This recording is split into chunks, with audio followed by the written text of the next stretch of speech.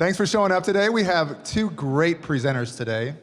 1 Million Cups is a weekly gathering where we get to hear from two entrepreneurs, and they get to tell their story, and we get a backstage pass into their lives and ask them any questions we want about their business, about how they're facing certain challenges. And we really get to learn as a community together how we can help each other and how we can learn from each other to build better businesses in Kansas City. We have a couple of out-of-town guests with us today.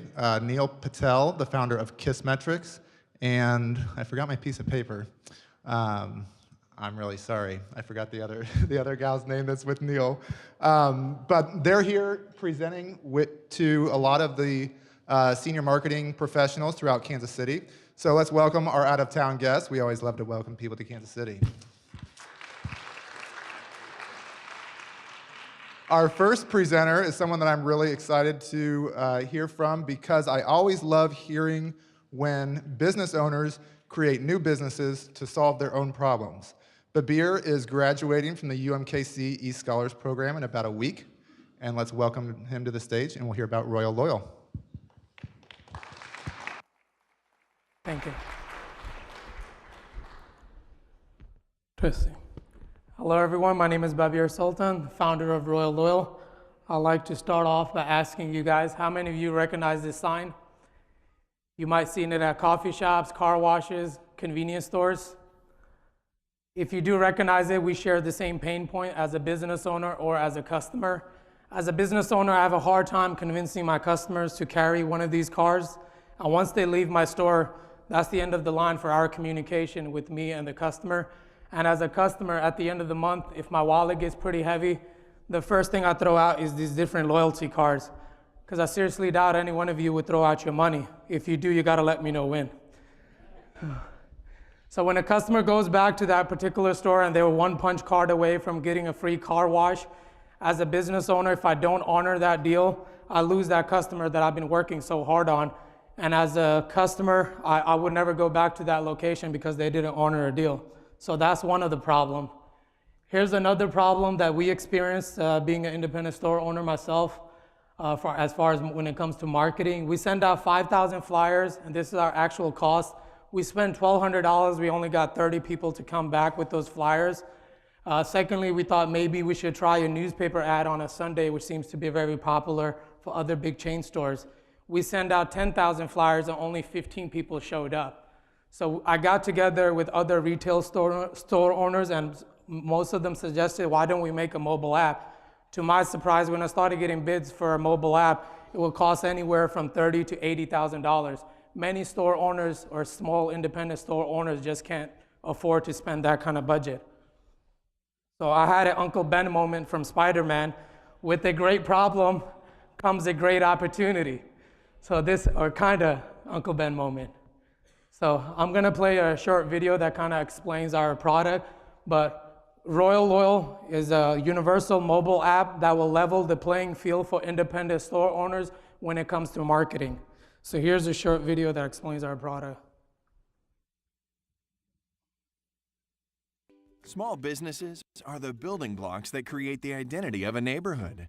But due to limited funds, many small businesses can't afford to build a custom app that helps them reward their current customers and reach out to a new audience. That's where Royal Loyal comes in. To address this issue, we have built a platform that helps small businesses reward their current customers and make new customers in the process. Royal Loyal will also allow independent store owners to work together in promoting their stores, thus making the community a better place to live and work. Customers that use Royal Loyal save big at their favorite stores and even get free products for being a loyal customer. No keychains or punch cards required. Royal Loyal is a universal loyalty app working hard for gas station, fast food, and retail store owners. Get your custom app today.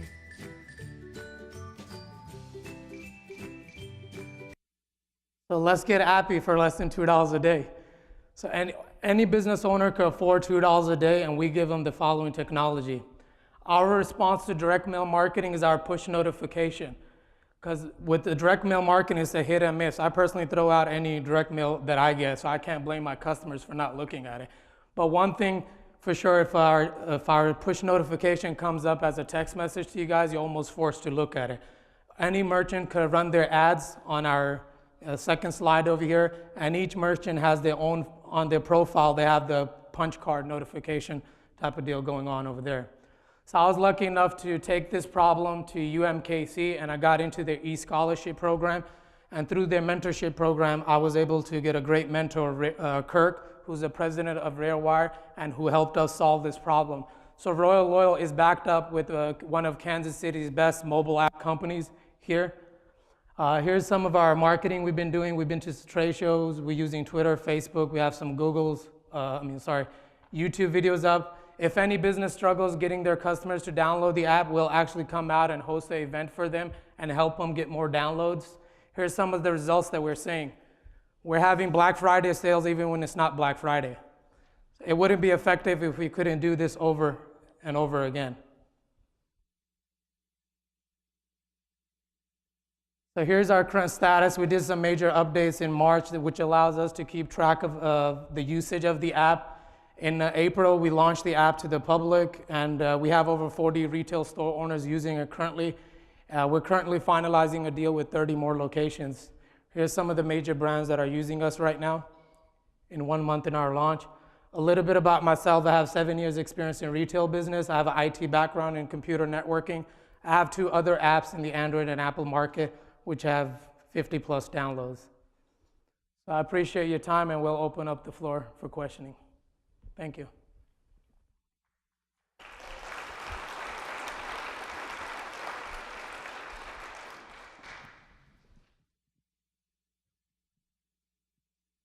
I have a quick question to kick it off. How did you get 40 customers in your first month? Well, being the retail business for 7 years has its benefits. I know a lot of people in the convenience store gasoline industry. So the 40 customers that we knew that had this problem, there was hundreds of them in the beginning, but the ones that we got to them, being a one-man team, is those 40 customers in the beginning that had this problem and went to them, presented to them, and they signed up on spot. So we have a question over here to your right. Hi. Question, is there anything proprietary about the system or the programming? And I guess that question goes to what keeps someone else from copycatting this application and business model? Yeah, we're dealing with the niche market that wasn't being served. There are actually other apps out there like Loyal Blocks and some other ones. One of the things that we're doing different is that we don't collect any of your data. Some of these other apps that are on there as loyalty system, the more users a retailer gets, the higher the fees gets. So we don't have that problem basically. But we are dealing with the niche market. Originally it was launched just for convenience stores, but we made it whereby it's open to anybody or any retailer.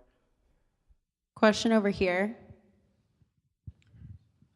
My question really goes to how effective the direct mail and the punch card apps work. Do you have statistics on how Yes, I effective do. they are? We did a major update through RareWire in March, which allows us to keep track of that information and how many usage of the app at what location or what deals are being claimed. Originally, we launched the app as an MVP. We didn't have that, but after we signed up the merchants, of course, they wanted us to see results and how is it effective for them. So there is a way for us to keep track of the usage of the app. We have a question over here to your left. Right there. Thank you. Hi, great presentation. Thank you. How are you offering integration into POS with such a diverse set of retailers? And then how are your clients measuring incrementality? As far as the POS system goes, every retailer might have a different POS system. But as far as the convenience store guys, it's usually just about creating another coupon department.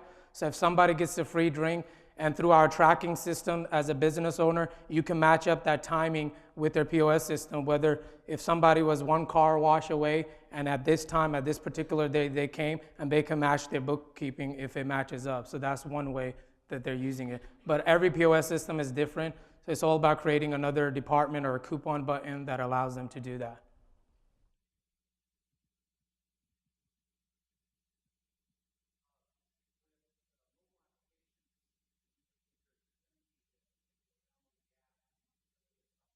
Mm-hmm. That's mobile app Yeah. And the ease of use Yeah. for the user, but also what keeps it interesting for them so that they not delete it to make room on their phone. That's a great question. I'm glad you brought that up. And because limited time, I couldn't get that in there, but I'm glad you brought that up. We designed the app. One thing you notice if you launch the app, it never asks you to log in through your Facebook or Twitter. That's a turn off for a lot of customers. We don't ask for your date of birth. The only data that we collect is that tells us what kind of phone at which location claimed a deal. And we simplified it, and we've been having user experience for the past year that we've been working on this app to make sure it's as easy for a 17-year-old all the way up to a 50-year-old to understand. A lot of the other competition lack the simplicity. As they grow, they get neater graphics, and they end up confusing the customer. So we kept the simplicity. That was one of our key things, to simplify the app where a 17-year-old all the way up to a 50-year-old can understand it. Great question. Another question here up front. Fun. Be careful with that 50-year-old comment. It could be annoying. I'm I don't sorry. know. Here, yeah. I'm going to be getting a beating after this. Because yeah, we're so not untech savvy. You I can't find you. Where are you? you you seem to feel like your point of differentiation is not collecting the data. Mm-hmm. And actually, to me, that's one of the most valuable pieces of the equation. Yeah. And I don't know why you're leaving that on the table. Well, we don't want to collect their personal data. One thing we are monitoring is that, and we're trying to find a better use of it, at what time, what kind of deal somebody claimed it. And that way we could have a database that we could take. We are monitoring it. We're not necessarily collecting anybody's personal data. Just with all the data breaches going on, we don't want a liability on us. But the data that we are collecting, and it is very valuable to other retailers, is what kind of deal, at what time somebody claimed, how often they claimed it. So there is value to that data. Yeah, I agree with that. I just think that you should really consider that as you move forward and understanding your audience and how to segment them. When you're not allowing those social logins, when you're not taking information about what their ages are and that sort of thing, you really don't know who's using your app. So if I were looking at using as a retailer, I would want that data that you proudly leave behind. So I would really think about that. I appreciate that. Thank you. So I understand your answer related to gathering user data, but from a retailer's perspective, do they have a portal or something they can go to see how many people have accumulated points? Yeah, it's called Flurry, their the ads? technology, yeah, and we allow them to download individual store of their own store. But if they need in more details, or like for example, if they want detail how many times somebody even looked at their app, because we're starting to get some retailers, not necessarily retailers, but lawyers and accountants that are in the retail, that serve retail business, to use this as yellow pages for them. So we're exploring that. We're not open to that yet, because we also have data that how many times somebody looked at a profile, which is like yellow pages for them. And do the retailers, can they submit their own ads through that appear? Yes. Well, for now, they email me or they contact us. And like I mentioned earlier, it's a one-man show right now. Yeah. I'm handling all aspects of the business. So they tell us what we want. We don't allow them to go into the back end and update it, because if they update something they're not supposed to, for example, liquor and tobacco comes up a lot that they want to advertise. With the FDA regulations, we don't want them to be able to upload those kind of deals. So you said it's a web portal they use? Yes. Okay. Flurry. Yes. Flurry. Yeah. We have a question here in the back. In the back. Yeah, my question was related to your Black Friday. You were saying that kind of drives traffic to a particular retail establishment. Mm-hmm. How do you control that they're not competing against each other, those 40 retailers jumping in? That's another excellent question. One thing we started doing originally when we didn't launch, since we wanted to have more retailers use it, we started doing a 3-mile radius thing, whereby we're not signing up another retailer unless they're 3 miles away from the retailer that's already using Royal Loyal. So we want to promise our merchant 3 things. One is increase in frequency of customer, increase in sale, increase brand loyalty. So that goes to brand loyalty. If all the C-stores are retailers, if they're competing in the same field, if they're all doing it, it's not special anymore. So we want to keep that particular store that's using us, that signed us on early on, to be have a brand loyalty and a following. You're right, if it's everybody's doing it's not effective anymore at the same, mile radius. So good question. Question in the middle. On the actual reward notification or redemption, how's that handled? Is it a push to the client to say you've earned a free Coke? Is Yeah. it a moment that's special at the cash register? And then how does the clerk know it's a free Coke? What kind of demonstration has to be provided? Whenever we sign up a store, we kind of walk them through on the app, and we work one-on-one with the managers of the site. And sometimes they have deals to push their downloads. It's like you download the app, we'll give you a free 32-ounce drink, or we'll give you a download. Once they claim that deal, it puts a check mark on it, and we train the cashier. If it has a check mark on it, that means that deal has been redeemed already. And so the idea behind the punch card is if you have 5 different convenience stores, and if they're not a Quick Trip or a Hy-Vee, most of them pretty much have the same coffee brand. So, but as a customer's point of view, it doesn't matter to which particular location I go. I'm getting pretty much the same coffee. But I could go to this location, I could go 20 times and not get a free coffee, but I could go to this particular location 6 times and get the 7th one free. So they're differentiating themselves by rewarding their customer. That earns their repeated customers to come back in there. Well, on your phone, it shows up as a star that I showed earlier. You get a star each time you go. Yes, and when the stars are completed, the 5 stars, it notifies the customer on their phone to show this to the cashier. And we train the cashier that once the customer hits redeem, it resets back to 0 stars. Does that answer your question? All right, thank you. We have another question here in the back. In the back. Hey, Babi, good job. Congratulations on setting this up. So let me ask you a question. I know you said more than one time that you're a one-man show and it's got to have some challenges. And you made your 40 clients right now because of your personal contacts. But an app is only at some level profitable if you can reach scale quickly before other people jump into the market. Mm-hmm. So what's your, and this is my favorite question to ask, what's your strategy on, hey, how do I get beyond these 40? How do I go national? How do I acquire the next 200 clients? I don't think cloning is allowed yet, but I do want to duplicate myself into other, sales guys that currently we have a big demand in Texas. There's an association called MoCan. They have association here and in Texas. Their association of 105 store. They invited me to come out there and implement this into all their retail locations. I'm not able to do that right now, but that's one of the reasons why I'm here, to find people that are good at sales or marketing to bring them on board, because I do want this to scale and it is profitable just for being a one-man show, but again, I want to bring in more talented people that are passionate about being entrepreneurs and just scale this out throughout the United States. We have another question here in the back. It seems like that your revenue model is simply the registration fee that each person pays. Yes. Do you have any additional revenue models? I think ads, almost seems like a straightforward next step. Yeah. But what are your thoughts on that?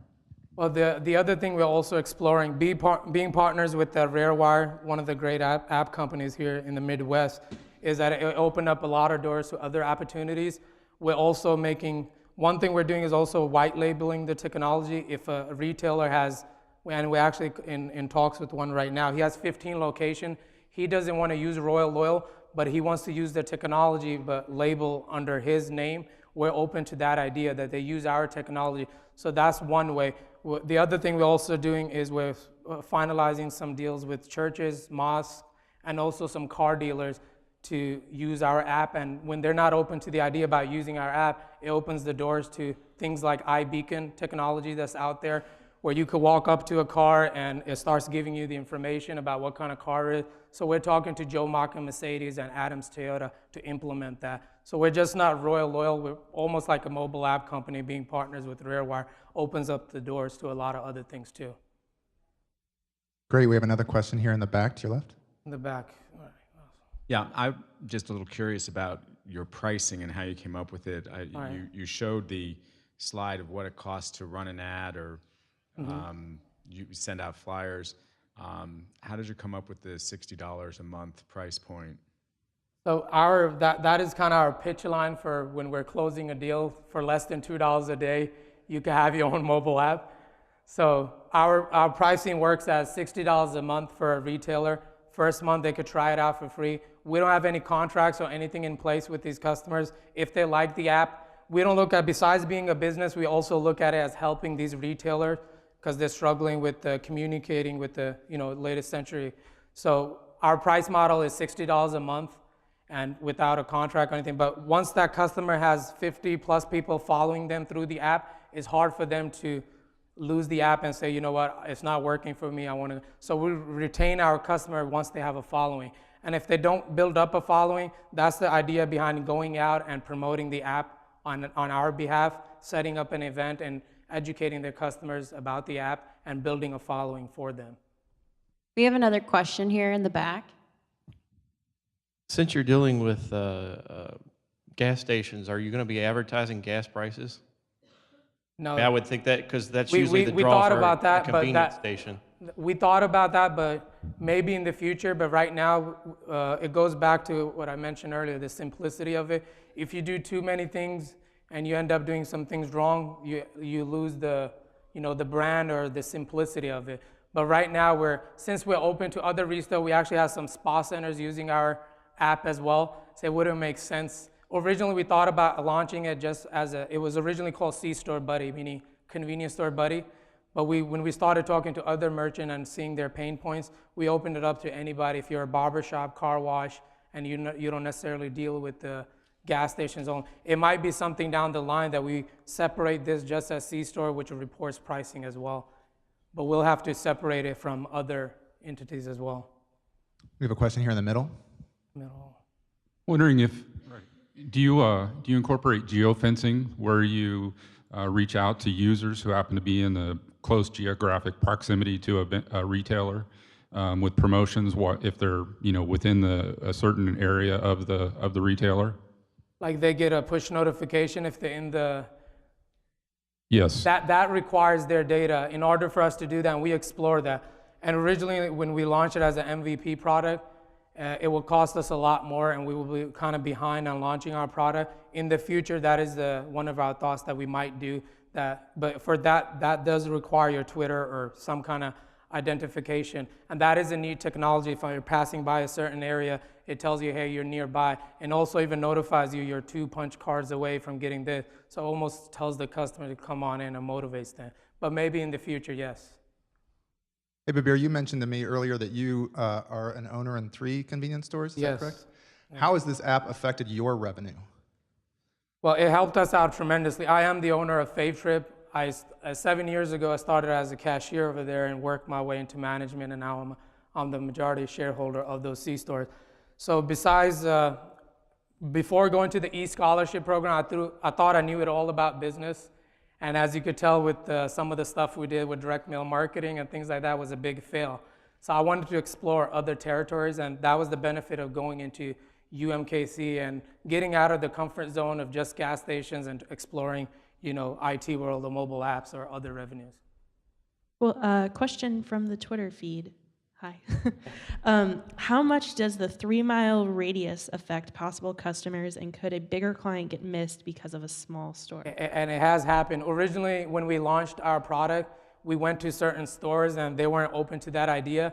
But when we signed up their competition, and he's a single store owner, when we signed him up, the person that we originally went to, he has 5 locations. So when he started seeing some of his customers started going to the one store owner, he approached us, and that's a funny incident. He told us, if I'll give you 5 of my locations if you sign up this one nearby. Or he even possibly said, I'll influence more people to sign up, but get me on board. I was like, I came to you originally and you weren't open to this, but I signed this store already. But it does affect us, yes. But that's okay, because it's all about brand loyalty. So. Well, thanks so much for coming out and presenting. The last question that we'd love to ask is, what can we as a community do for you to help you out? And I have just the thing for you. So everybody sitting here, you can support us by downloading Royal Loyal. Is one word in the Android and iPhone market. If you know any merchant that could use or benefit from our product, you could send them our way, getting the word out. Marketing, we need help with branching out to other territories. The market is there at our finger points, and we have things that are lined up. But that goes to my next point about networking. I'm hoping to bring some people on board that are talented in sales or other, that could kind of bring more value to the company. So we're open to bringing more people on board, because I don't look at this being a one-man show for too long. I want this to scale in the East Coast and West Coast. And right now, like, we have a deal in Texas going on, 105 stores. It's all about me just making it there and making it happen. So if I have somebody on board with me, as far as sales and things like that goes, we're open the doors. We're more than welcome to join our loyal team. Cool. Thanks so much. So much for your time. I appreciate it. You're going to need this. Before we move on to our next presenter, we have a quick announcement from Dream Big America. Good morning. My name is Sarah Hermes, and I'm with an organization called Dream Big America. And for those of you who haven't heard of us, we're really a local Kansas City startup ourselves, but we run a weekly radio show that features 3 entrepreneurs each week, and kind of an American Idol meets Shark Tank on the radio. And we've featured a lot of 1 Million Cups past presenters. We've had a great relationship with Kaufman. And the first winner was Looky Lou Light back about a year ago. So we have an exciting announcement. In addition to this great relationship with Kaufman, we're also thrilled to announce that we are bringing on Sprint as a sponsor for Dream Big America. So another great Kansas City organization. And so I'll pass it over to Doug from Sprint and over at the Sprint Accelerator to tell a little bit more about this new update. Thank you. I'll just real quick, Sprint's very excited to partner with Dream Big America. It's going to give entrepreneurs around the country this national exposure that they so desperately need. This week, the 3 companies on the show are from our Sprint Accelerator, so please go out there, listen to their stories, and vote. We are going to be featuring other companies from the Accelerator as the month proceeds. Demo Day is June 12th, so sign up to attend that. We're very excited about this partnership. In addition to the partnership with the radio show, we're also creating a Sprint Startup Zone on the dreambigamerica.us website. There, entrepreneurs can get special resources from Sprint, have office hours with some of our mentor network, and learn about just how Sprint's involved with the startup community. So visit dreambigamerica.us, and we thank you guys for listening. How do you sign up for Demo Day? Demo Day, well, there's an Eventbrite site, search Sprint Accelerator Demo Day, and there's different categories you can register. It's June 12th at the Kaufman Performing Arts Center, so please join us. And he asked, how do you listen to the show? The show is live streamed on our website, so that's dreambigamerica.us. It's every Tuesday morning, so it happened yesterday, and voting is live now. So if you'd like to go on, you can vote and apply to be a contestant or other ways of getting involved. So thanks so much. Thanks, Sarah. All right, the next presenter is presenting his next company. He was a former presenter with My Ed Match. Monroe Richardson has quite an accomplished career, and he's going to tell us about Ligo. Welcome, Monroe.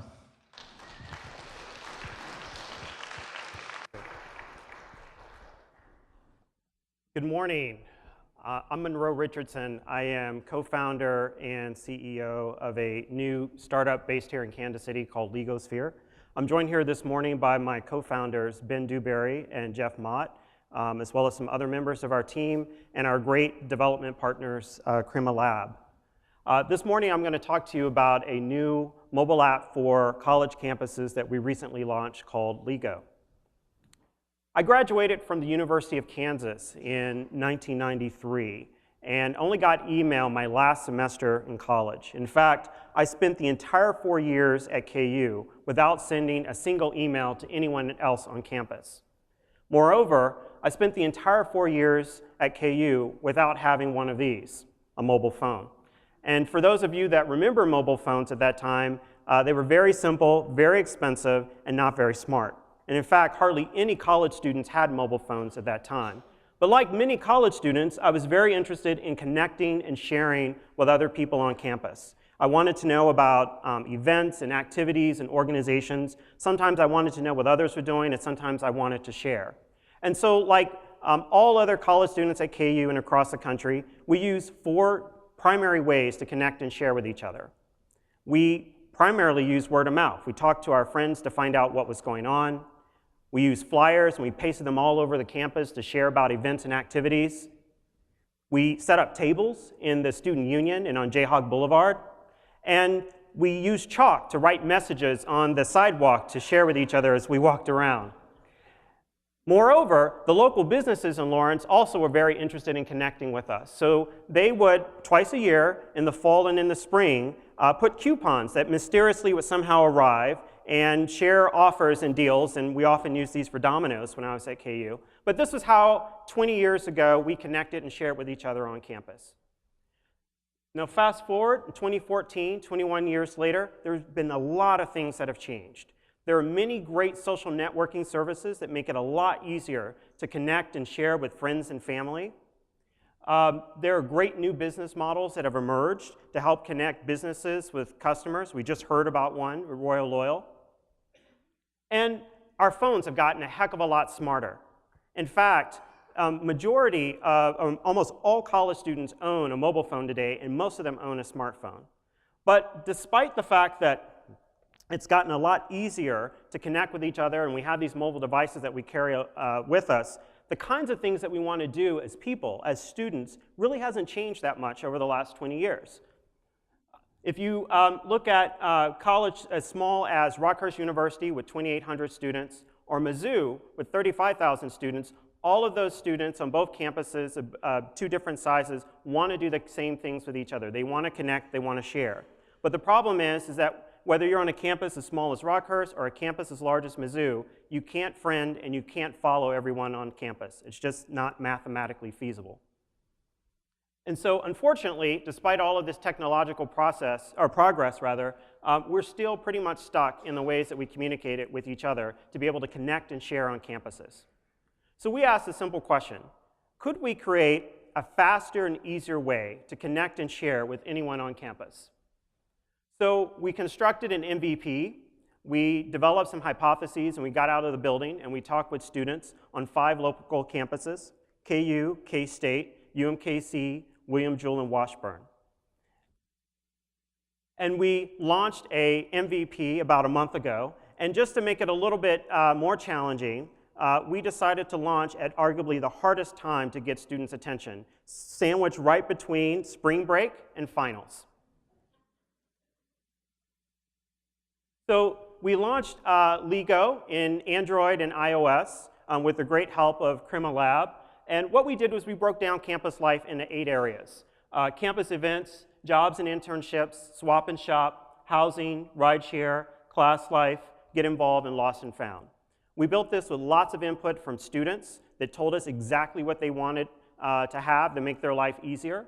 And we also talked with a lot of local businesses in Lawrence and Topeka, in Manhattan, in Kansas City, and Liberty.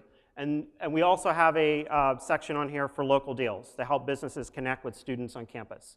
Ligo is free to use, but in order to download rather, but in order to actually use one of the campus Ligos, you have to have a university EDU email address to participate.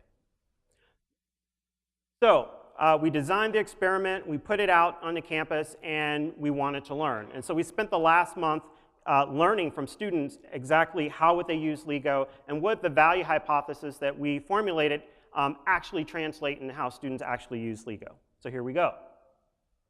After a month, we got a lot of really interesting feedback, right? So on the right, you actually see an actual post that a student used at KU to share about an event. When we looked at across all of the campuses to see the kinds of things students were using Ligo for, it really matched what we thought it would be. So we found there was a student that found someone to watch their dog over the summer.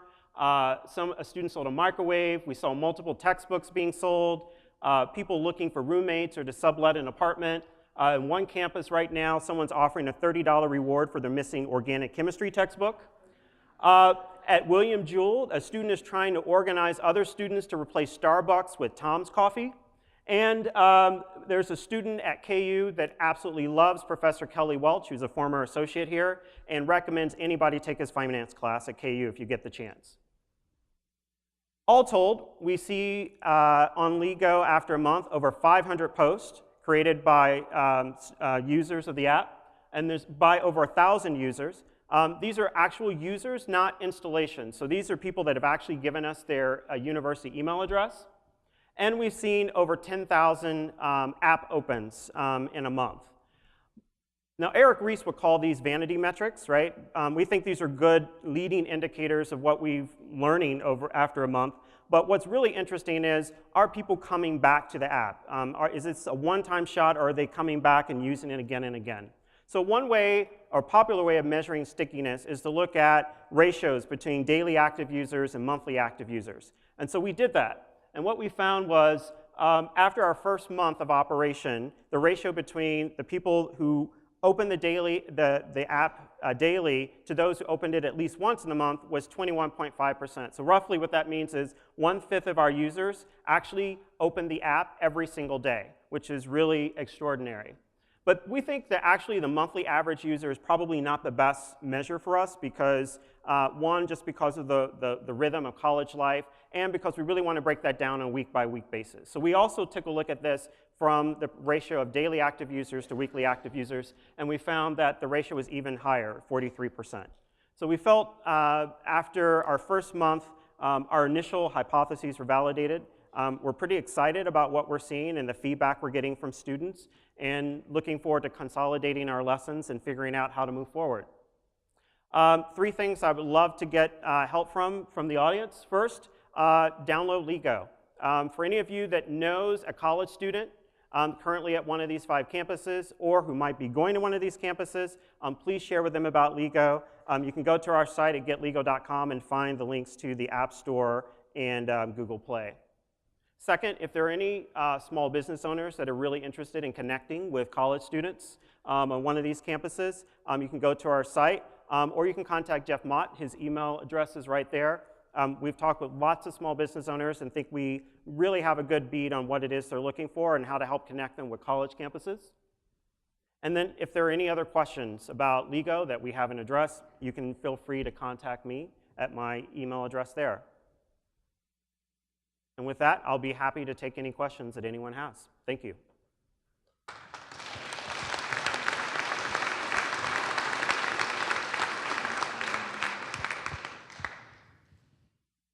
All right, we got our first question over here. Hi, I graduated from college in 2007, so I have a similar sort of perspective. And I went to Mizzou, so we have to hate each other. But I was in school when Facebook first started, and they did a similar thing when it was cool and really exclusive, where you had to have a university email address.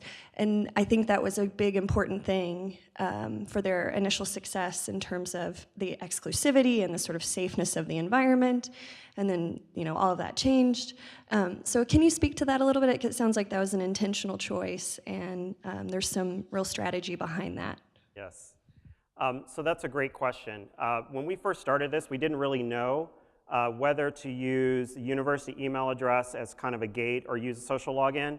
So we did what came naturally. We talked to the students, we asked them. In fact, it was the students that told us to use the university email address because what they wanted really was a trusted community. So you know that if you put anything out there, you know that the people responding are part of your community. One of our favorite stories is when we met with a group of students at K-State, and there was a football player who was there and talked about needing to find a roommate. And so he didn't have a good outlet for this, so he put an ad out on Craigslist to see if there's anybody in Manhattan that would be interested in being a roommate. And he got a response from a 50-year-old man. So no offense to 50-year-old men, but that's not what he was looking for. And so he was looking for somebody on campus, another student. And so I think that what we're seeing from students and the response is this is exactly what they want. We have another question back here. All right. I work in sports, and we're trying to figure out how we can connect with alumni. So we know that a lot of our institutions are having issues once students leave their campus. So can you speak to, do you guys have plans in the future to connect with alumni, or is that something you're going to keep exclusive to current students? So that's a great question. We're aware of this question. The first time we got this question was from a senior at one of the campuses who said, "This is great, I love it, how do I stay engaged after I graduate?" I don't know the answer to that question right now, but this is something that we're actively thinking about. I think one of the challenges for any startup is the focus. And our focus right now is on students and building a product that they really love and figuring out how to take the market. And I think along the way, we'll figure out how to engage with both alumni, but even prospective students that are interested in connecting with people on campuses that they're thinking about going to or actually will be going to. We have another question here in the back. So I graduated in 2013, and I went to a small private school. So this sounds awesome, by the way. Right? Coming from a recent student, I would love to have this. It's niche, it's clean, it looks cool. But the biggest problem that a lot of startups that like you, and I've talked to a couple of them, is this only works when there's a critical mass of people, right? So can you talk to us in that first month of operation, how you get to that critical mass? How have you got to 500 people? How do you expect to get to 50,000? Because critical mass is going to be really important for this. You're absolutely right. Critical mass is important. We spend a lot of time thinking about user acquisition, a lot of time. In fact, if I think if there's any core competency that we're really focused on developing, and I think we've shown we've been able to begin to really excel at, it's figuring out how to engage with college students and how to get them on the app. What I'll say is if you go on the Angel List, you'll find 40 other companies, at least, if you search for university students that are trying to figure this out. I know of companies that have tried this. I've seen at least one company that came out of 500 startups, right, and tried to do this and failed. I've seen a couple of companies that tried to do this and pivot. I think we figured out some stuff, but I'll respectfully decline to share the secret sauce. All right, we got another one over here. As a parent who's put a couple of kids through college here, and I have one away in college, how do we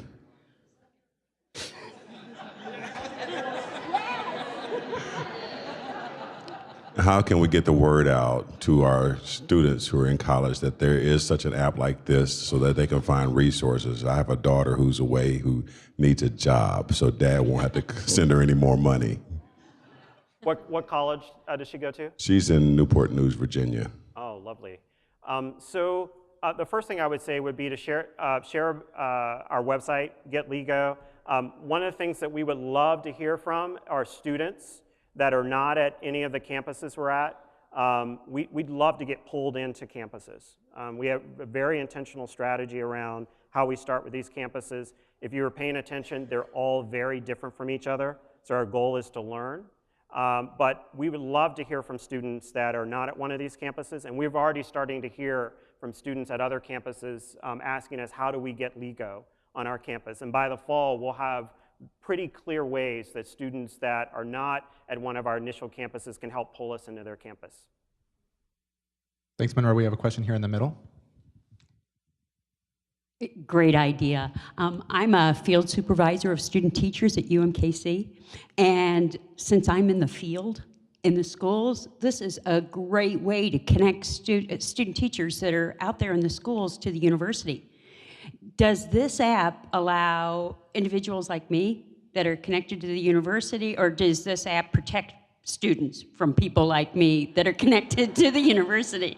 Do you have a university email address? Yes, I do. You can use Ligo. Oh, yes. Thank you. Staff or faculty, if you have a university email address, you can use it. And please, I would greatly encourage you to download Ligo today and to start using it and sharing it with your students. Thank you so much. All right, we got another one in the back. I was curious if you have some specific examples of how businesses are connecting with students through the app, as well as, and it kind of is related to the student-teacher idea, if you envision further segmentation of the student body. So if I only wanted to reach nursing students or only wanted to reach the law students. So to answer that question, I'm going to ask my partner, Jeff Mott, to come up to answer especially the first part. On the second part, the segmentation, absolutely yes. And I'm really excited about some of the things that will be coming that will allow businesses specifically to target students based on major and year in school, et cetera. But Jeff, do you want to answer the question? Sure. So businesses, the one thing we hear over and over again in all 5 markets is that the student demographic is a very elusive demographic.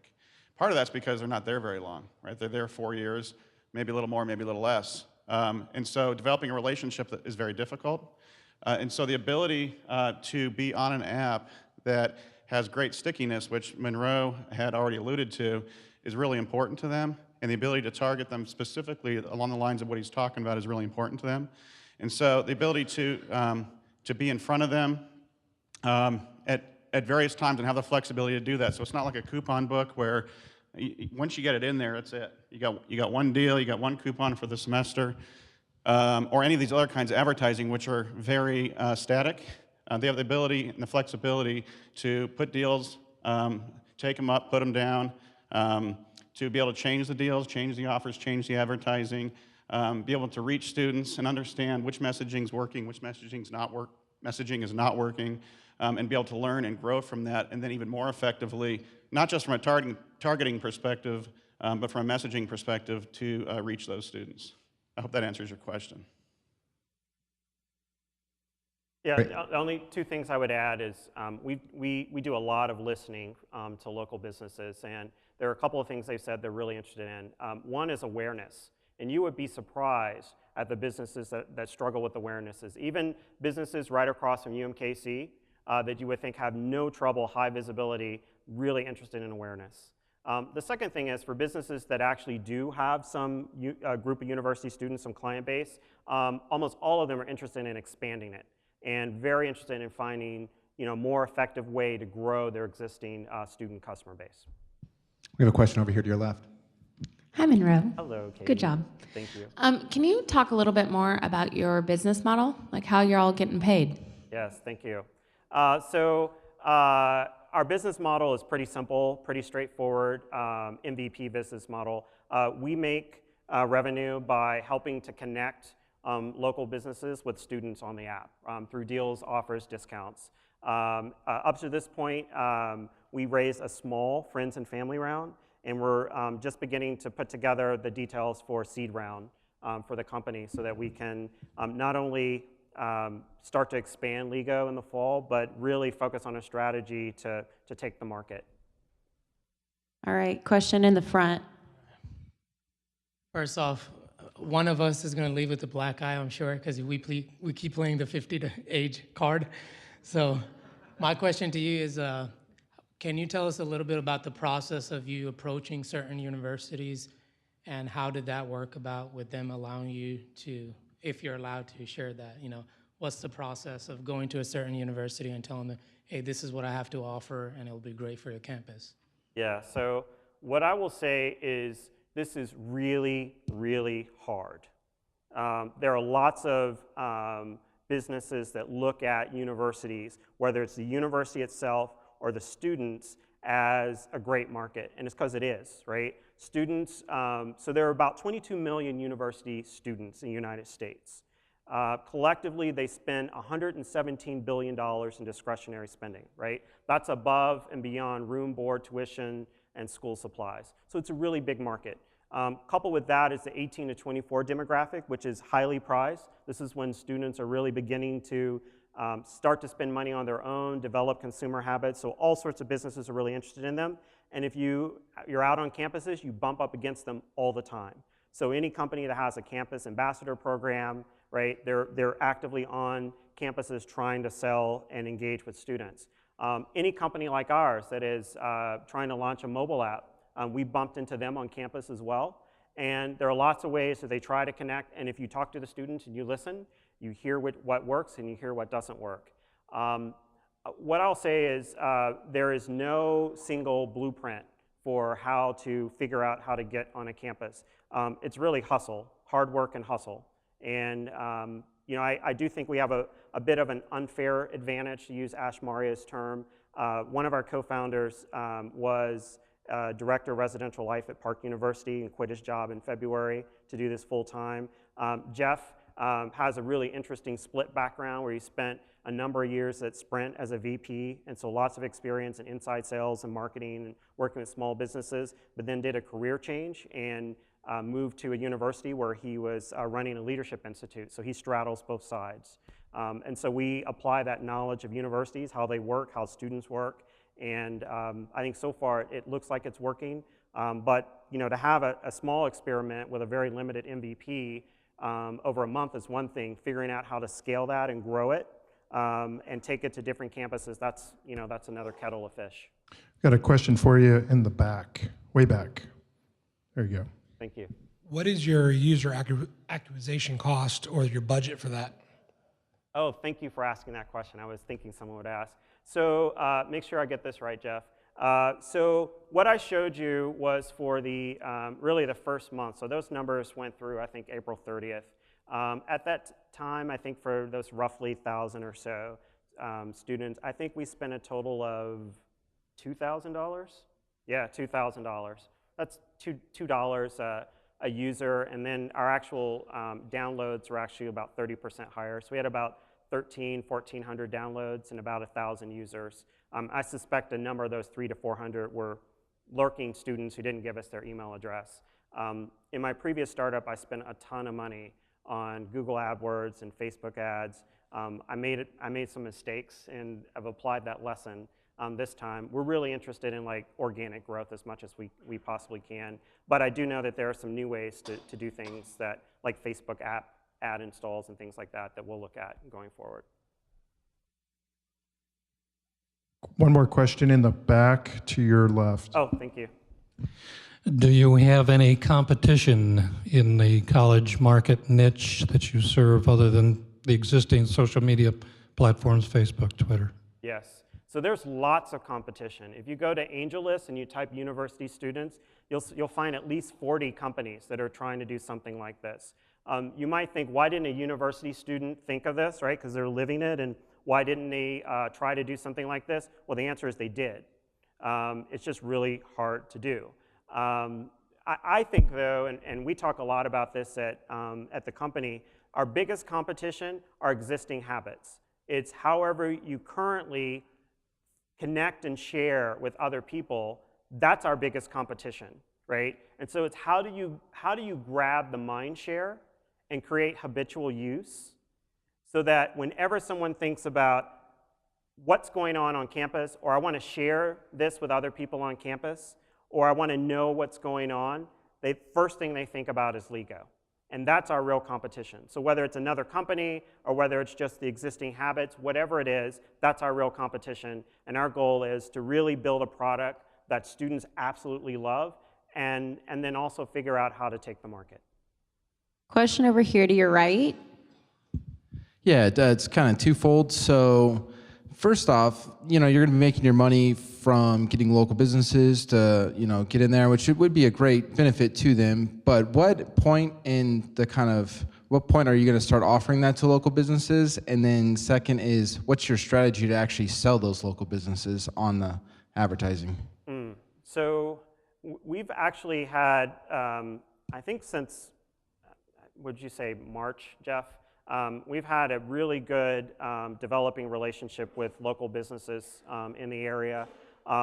We felt pretty strongly that until we got enough of a user base that we weren't really in a strong position to sell opportunities to connect with students. But what we did do was talk with businesses to give us promotional items, so gift cards, gift certificates, merchandise that we could use as promotional giveaways. We had 43 businesses give us over 90 items that we've been using. The students absolutely love it. I was on a campus for 4 hours yesterday visiting with over 400 students. They love the giveaways. The word I kept hearing over and over about the app was awesome. So all of those, of course, are warm leads for us, right? Those relationships that we're building, which is really important. The one thing I would say about what you're seeing right now, think about this as iterative MVP. So what you're hearing me talk about in terms of revenue model is just the MVP. So this is what we're doing now, and we already obviously have ideas about different things that we can do in the future. Question for you in the front.